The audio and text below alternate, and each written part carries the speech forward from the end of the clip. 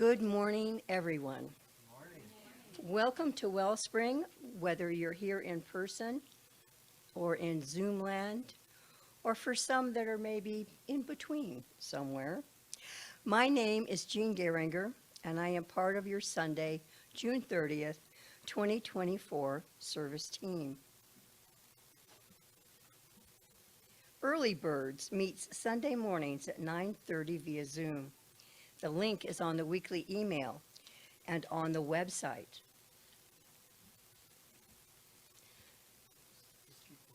Okay. Our speaker today is Dr. Edward, right here. Now, speakers for July are 7/7 is Edward again, 7/14 is Reverend Sandy Scott, 7/21 is Reverend Kamatra, 7/28 is myself, Jean Geringer. Thursday evening group continues to meet at 7 o'clock normally. However, this Thursday is July 4th. So we will let you all go enjoy fireworks elsewhere, and we will resume on the 11th. Okay. The labyrinth is slowly coming along. Thank you for those who have contributed rocks, and please help by finding and bringing more rocks to line the pathway. Rocks should be around 6 inches in diameter. We'll collect them in the pergola until it's time to construct the labyrinth. My hope is that it won't be time until cooler fall. We need a lot of rocks. And lastly, our prayer team remains ready to serve you and support you. You may submit a request via our webpage or give it to Edward. Our prayer team meets virtually on Tuesday afternoons at 4:15 to pray with you. You may consider sitting in your quiet space during that time. We know we are one in spirit, and the energy of prayer knows no limits. As our invocation this morning, we welcome this day. We welcome this time of our life. We welcome the opportunity to be souls in physical form, to enjoy and be the light and love of Source. And we welcome Source among us. Please stand if you are able for our song of joy.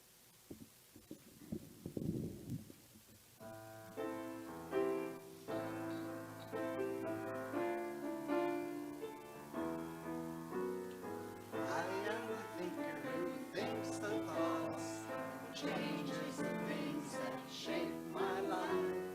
I am the thinker who thinks the thoughts have the power to change my life.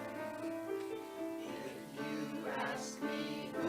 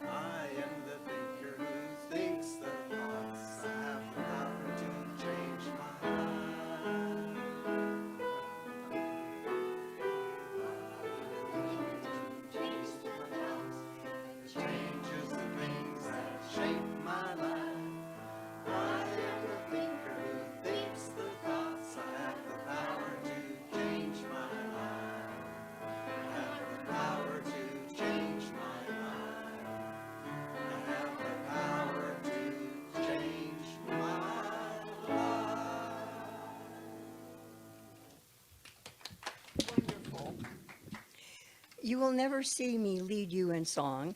Of the many gifts that Spirit gave me, voice and singing was not one of them, and I wish not to distract. So let us read together our vision, mission, and affirmation statements. Our vision: to elevate spiritual consciousness in our world. Our mission: to support individual spiritual quests through celebration, study, counsel, and loving fellowship and service. Our affirmation: with summer's full heat upon us, we affirm the cool breeze of Spirit flowing in, through, and around us. We know we are supported by Spirit in all that we do, and so it is. Okay, we are seated. So we have now our guest music. Tadem Garzon, nice to see you again.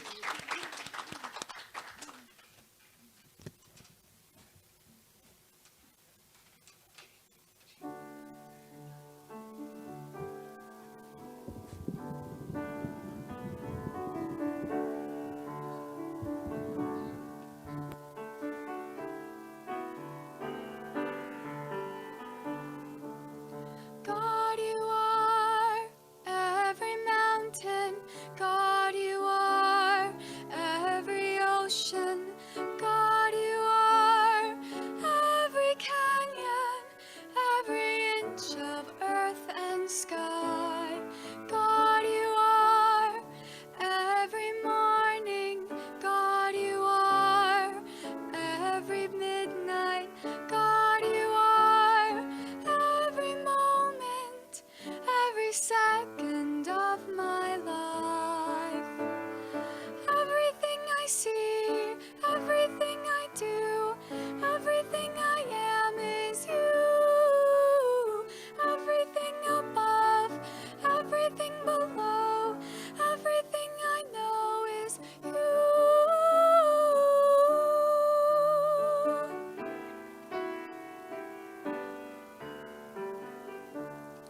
God, you are every sunrise. God, you are every moon glow. God, you are every star shine, every inch of earth and sky. God, you are every springtime. God, you are every snowfall. God, you are every season, every second of my life. Everything I see, everything I do, everything I am is you. Everything above, everything below, everything I know is you. 'Cause you are the very breath I take. And your perfect love created me. Everything I see, everything I do, everything I am is you. Everything above, everything below, everything I know is you.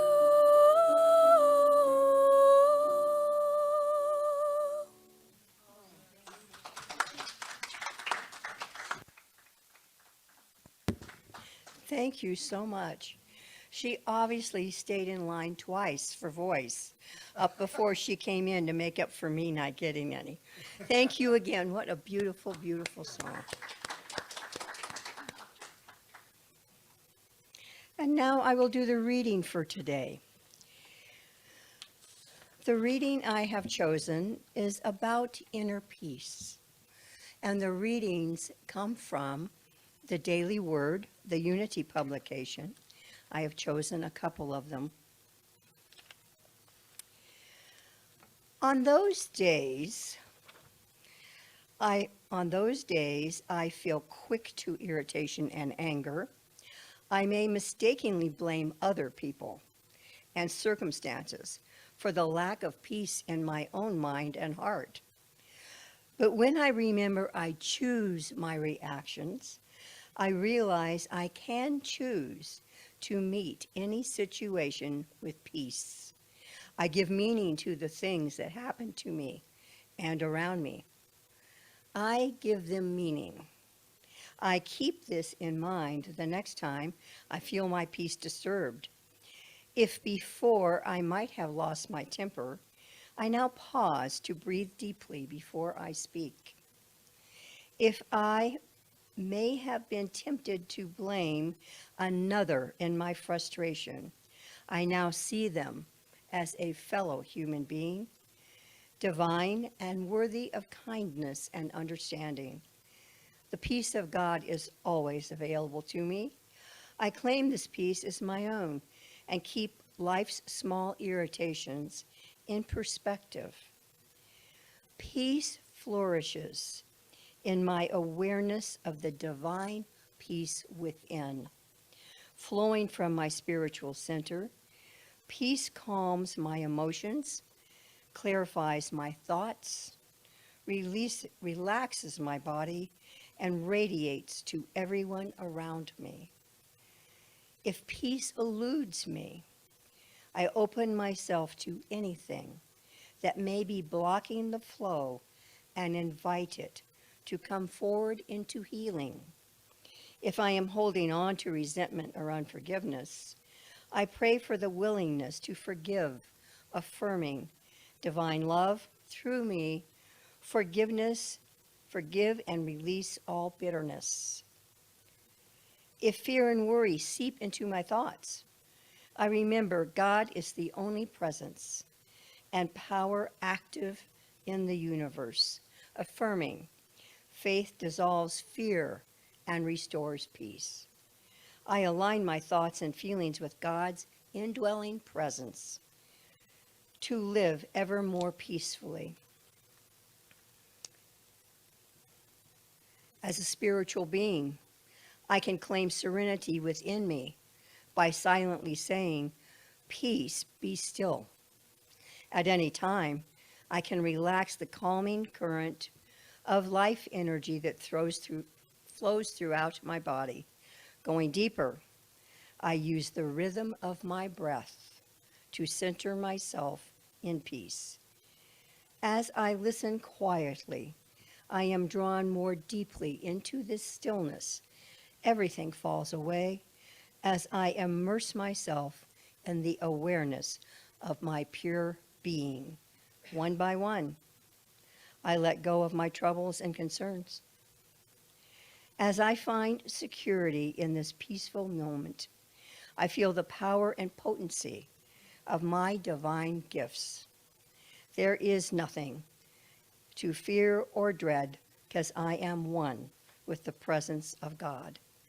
No matter what is happening around me, I find peace in the presence and power of God. I trust infinite blessings are mine. And to finish, a couple of lines from the book Anna, Grandmother of Jesus, as Anna spoke about how she tried to keep herself above the energies of a chaotic biblical world where everything seemed to be in chaos around her. And we can all seem to relate to that now in our world. She said, here's what she did. In addition to deep daily meditation, in which I disengage from the tribal consciousness, I also take myself for extended periods into sequestered silence, away from any possible distraction. And now we bring Dr. Edward for our talk today.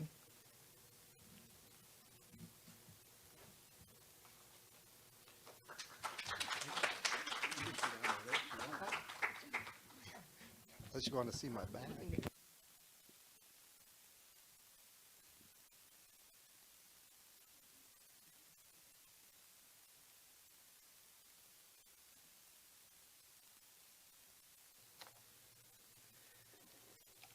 Well, first of all, thank you for the music. It's beautiful, beautiful, fits right in. And Jean, thank you for the reading. So my talk for the day is remaining calm through chaos. Or someone might call it, how to keep your head when all around you are losing theirs. Now this seems to be bothering me. Okay. The simple but not always easy answer is that it all comes down to our belief system. And actually it comes down to not what we believe with our mind, but also, or maybe more importantly, what we feel with our hearts about those beliefs. And you recall I made up the word, our beliefs, our feeling beliefs, our beliefs, yeah. Now, a lot of times people say, well, it's easy for you to stay calm, but, I said, well, I have to grant you that I was introduced to many of these beliefs almost 50 years ago. And so I've had time to integrate them into my personal system. But I want to share with you some of my beliefs that have helped me. Now, if you recall, we have what we call affirmative prayer. It's so for students of Ernest Holmes, we all know about affirmative prayer and the 5 steps that we use to affirmatively pray. And then, of course, we know about, people have read the book The Secret, and, there's always this thing about finding a close parking space and a number of ways of using spirit in our lives. Well, I want to say that I didn't learn about affirmative prayer until the early 2000s. My initial teachings were those of Quimby. And if you know anything about the evolution of New Thought and sort of the family tree of New Thought, Quimby was a predecessor. He was in the 1850s. And it wasn't until the 1900s that we got some of the great teachers, one of them being Ernest Holmes and Emma Curtis Hopkins and things like that. And so the concept of affirmative prayer wasn't even invented, so to speak, until well after Quimby's teachings. So when I first heard about affirmative prayer, I examined where I was with respect to that, so to speak, and I tried to define the prayer that I had learned, if you will, the way to pray. Now, of course, we learned prayer when we were kids, maybe in a church of some sort, and it was, dear God, please have mercy on this wretched soul, blah, blah, blah, blah, right? Well,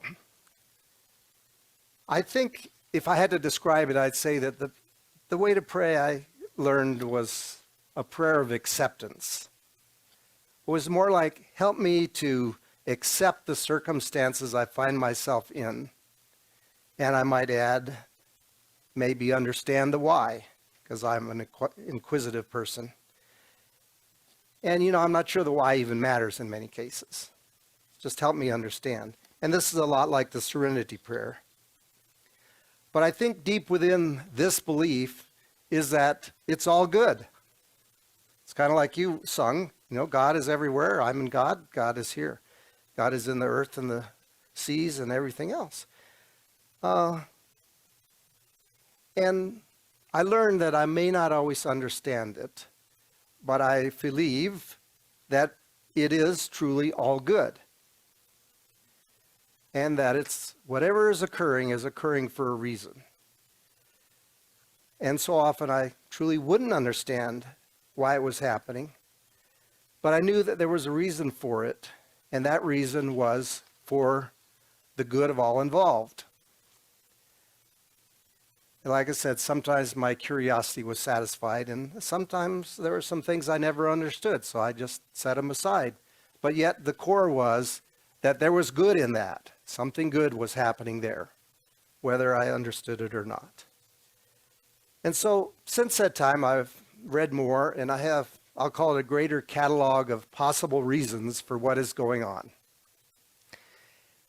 And I'm going to talk about some books, some of which we've read in Early Birds and others we may not have. But the first book I want to talk about is Your Soul's Plan. And that contains a number of stories of difficult life situations, folks that were in those situations, and how these individuals involved actually planned for those circumstances to occur sometime in their lifetime. And the planning was done prior to incarnation. As I sometimes say, it doesn't matter if you believe in reincarnation, but at least believe in pre-incarnation. You know?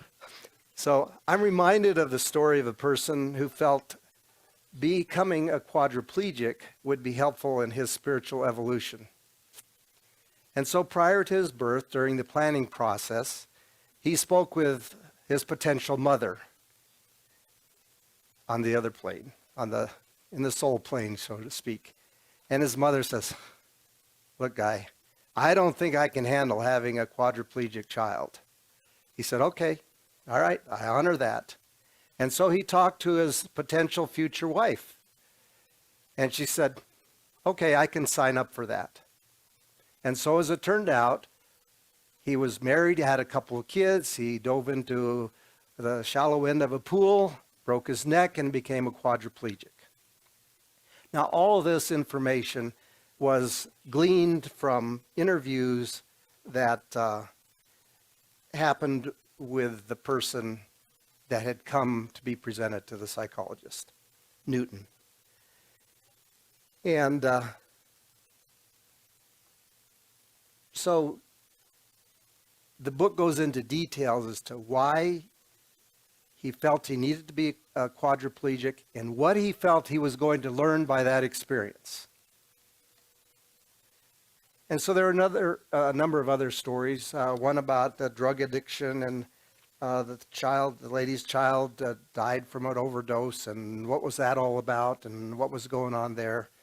And another one, this woman picked up a package bomb and it blew her up, but did not kill her, and her experience with that and how she came to peace with it, and how they actually brought in the bomber into the session, if you will, not physically, and began to understand why he felt he needed to be a bomber, and the whole works. And it's like, wow. When I say I don't understand something, there's an infinite number of possibilities of what might be going on in any situation, in any circumstance, that for me to understand that is pretty much difficult.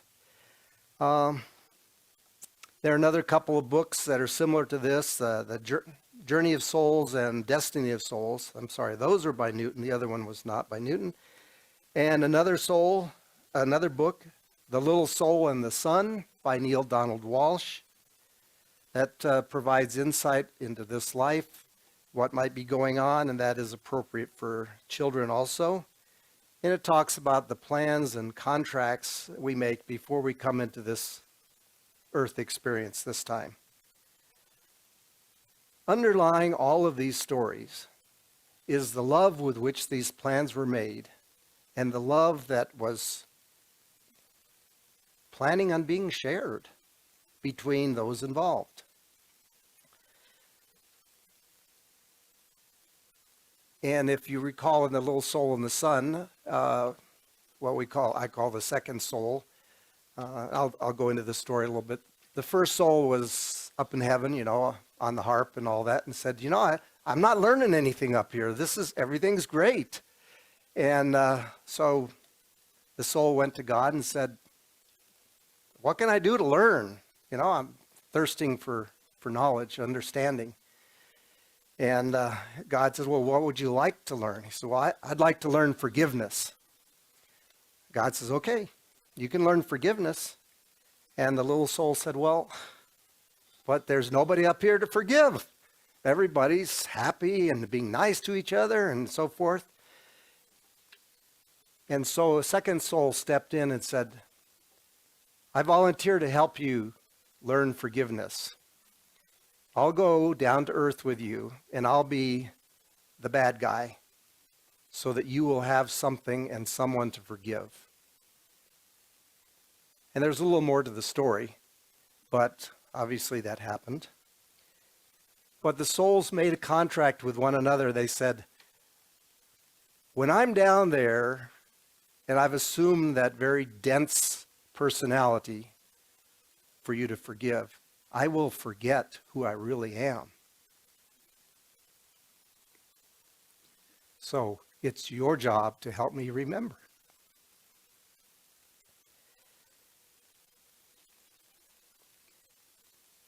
So these stories that I mentioned may not explain the exact situation you're experiencing or seeing unfold in your life right now or in the lives of others. But for me, it helps to bolster the concept that these events are part of a divine plan. And this plan is made in cooperation with all the souls involved. And again, I don't know why or what or why or how, but those involved to set this all up. Anyway, so I'll just say that all this intellectual understanding helps me to accept and feel that good is unfolding. And I think this feeds right into the source of our discomfort in what we think we know best, and that it isn't looking like we think it should. Our discomfort becomes disappointment with those involved, and sometimes with God, because it isn't being solved the way that we think it should. So I might just add, quit arguing with God. You know, there's a greater plan going on in my life, in your life, and everybody else's life, and quit arguing with it. So that's kind of where I come from, this acceptance. The other day at work, we were having some internet problems, and the IT guy left the office, and the folks were saying, I don't know why he left. The internet's not up. He should be solving the problem. He needs to be here. Sort of that lazy bum, kind of thing. And I'd say all good opinions and judgments. However, I thought, well, maybe he had to run to Best Buy to pick up something to fix it. I don't know. But rather than being in judgment about it, why not make up a story that says it's all good?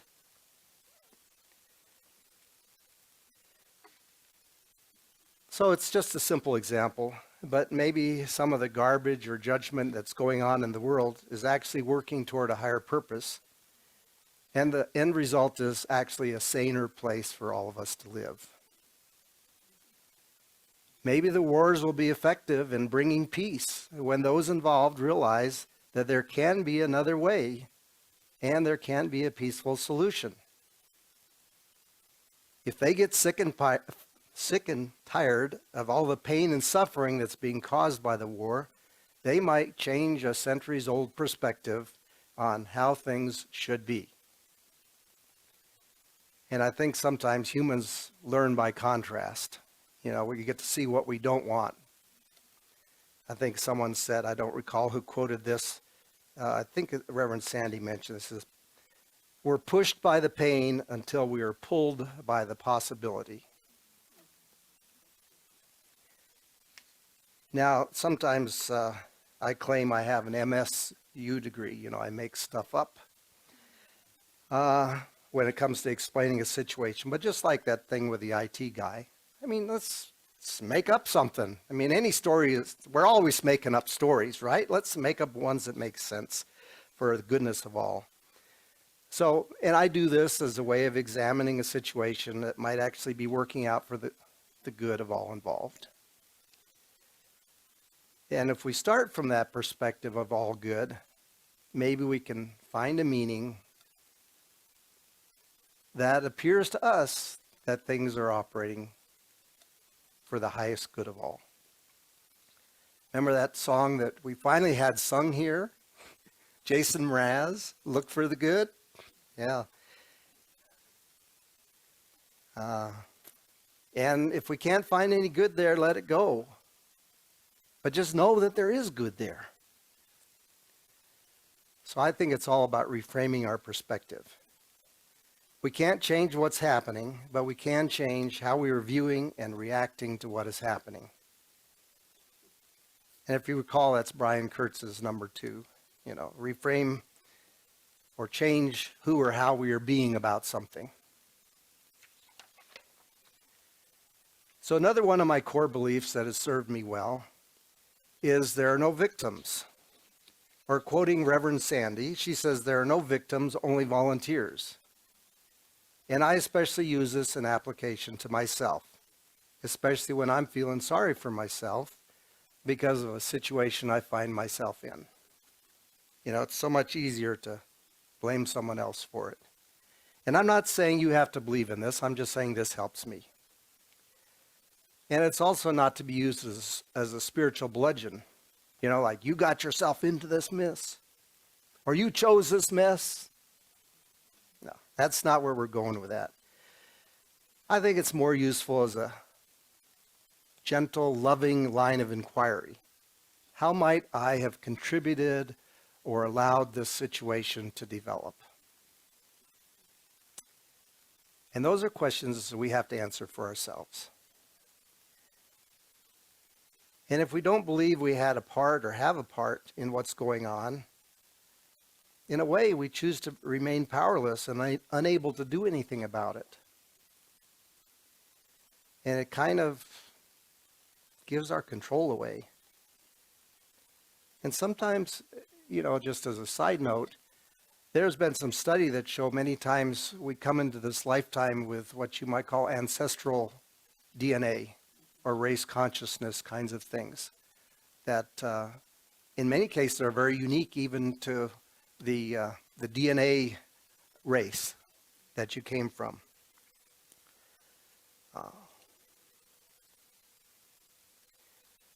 And, you know, if we feel like it's out of our control, well, just change our perspective or who we are being about it. And I'm going to say, lastly, be a spiritual prepper. You know, that's a common word these days, talking about being a prepper. So lay down a framework that will come to your aid when you're faced with a messy situation. Practice on the little situations so you develop your skills for dealing with the big stuff. I once read someone giving advice on parenting, and this person said he felt it was healthier for his children to make lots of little mistakes. So when the really big situation came along, they'd know how to handle it. And in particular, he was giving maybe an extreme example, but one that happens with our children, teenagers all the time. You know, you're at a party, everybody's been drinking. Oh yeah, let's get in the car and drive us all home. You know, no, you know, child, son, daughter, feel free to call me, I'll come pick you up. No questions asked. You know, that level of trust started long before the party started, right? So some things we just got to prep for. And our spiritual preparation means having a knowing that goes much deeper than book learning. It has to become a belief that we live daily. You know, like they say, when is the best time to plant a tree? Anybody know? Yesterday. When is the second best time? Today. When is the best time to start your spiritual practice? When is the second best time? If you don't have one, it's time to start. So, you know, you might say, Edward, all this is fine and good, but I'm right in the middle of this you-know-what, and I need a quick fix. I don't have time to prep. I need a solution today. You know, kind of like, dear God, give me patience right now. So let's take this perspective. God doesn't give us anything we don't have the tools or strength to solve.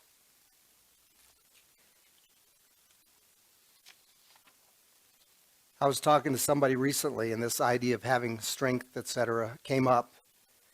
They said, sometimes I wish God didn't have so much confidence in my ability. It's still true, you know.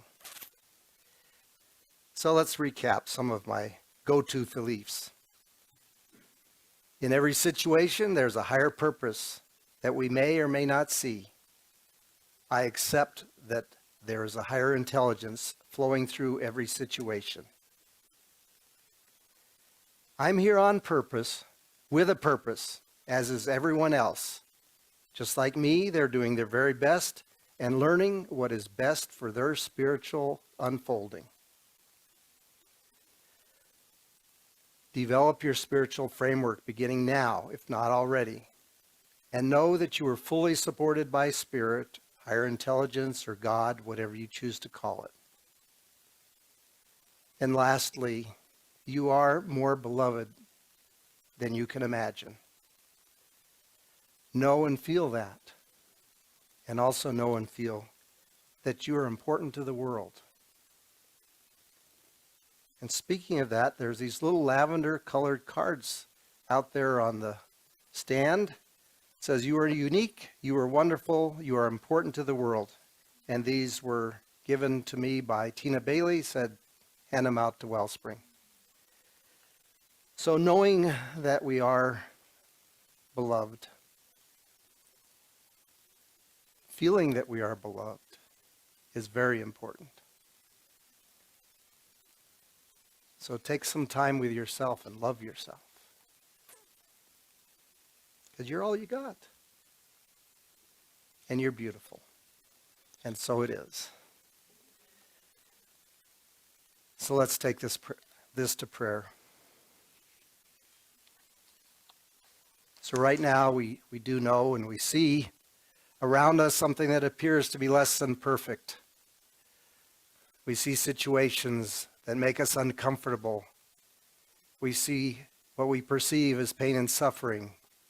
We don't know why. But we do know that there is only one Spirit, one God, one divine energy flowing through each and every one of us. And that energy is ours. And we have inherited all the same characteristics as that one God. And we too can make an impact on what we see and what we hear, what we feel. We also know there are members of our community and of the larger community that are having some health challenges right now. We may not know every one of their names, but we know that they are in this midst. We feel the energy of this room, each and every one of us, and it has built over the last nearly an hour. We send that out to each and every one of them. See them encircled by this divine light and see the all goodness unfolding in their lives. And let go of our perceptions of what is supposed to be happening in that situation. But know that God is with them. They are being supported in their current episode, and we are being supported in what we are going through. We just allow that love and that light to fill each and every one of us. We know that the divine is on the job. It's taking care of all of this. So we give great thanks for that, and we give thanks for knowing that. We give thanks for believing it. We give thanks for feeling it. And we just let it go and turn it over and let God take care of it. And so it is. So it is.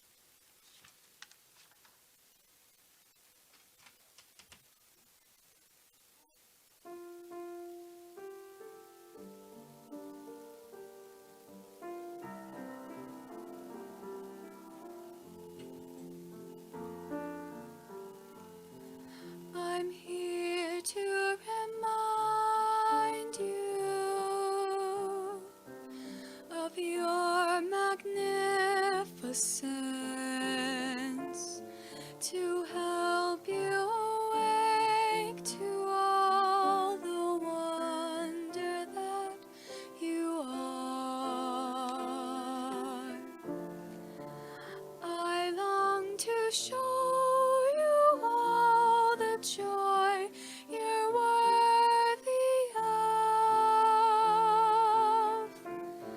I'm here to remind you how much you're truly loved.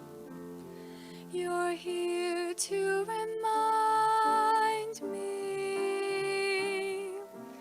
of my magnificence, to help me awake to all the joy I'm worthy of.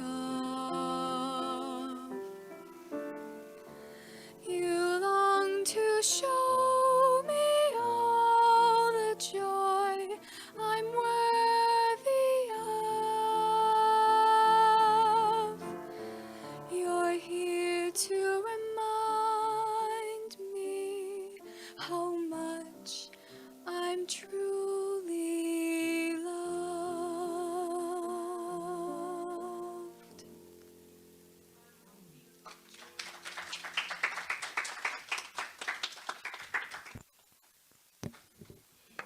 Another very, very beautiful song. Much appreciated. And now it's time for our offering.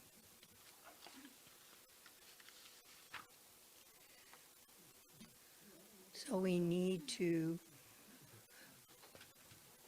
bring an offering receptacle.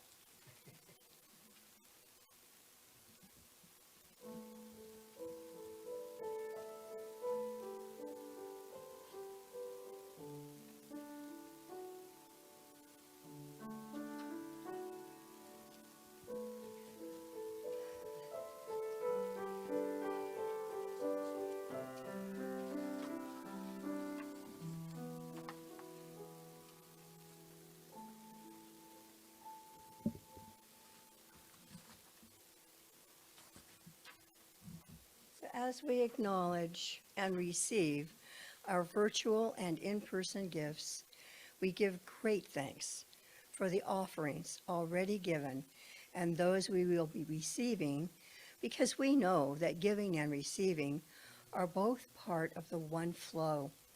We affirm that we are also part of that flow. We bless these gifts and know they are multiplied throughout our community. Thank you.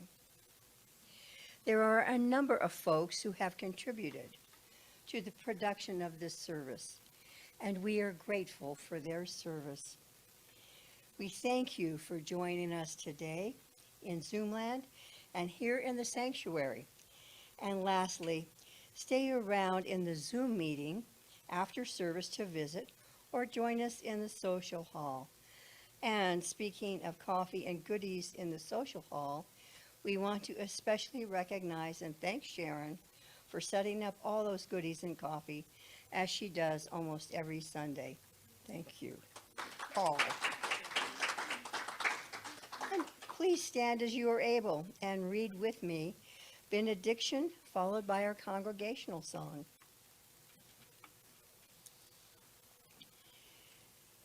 Spirit in the midst of us is mighty.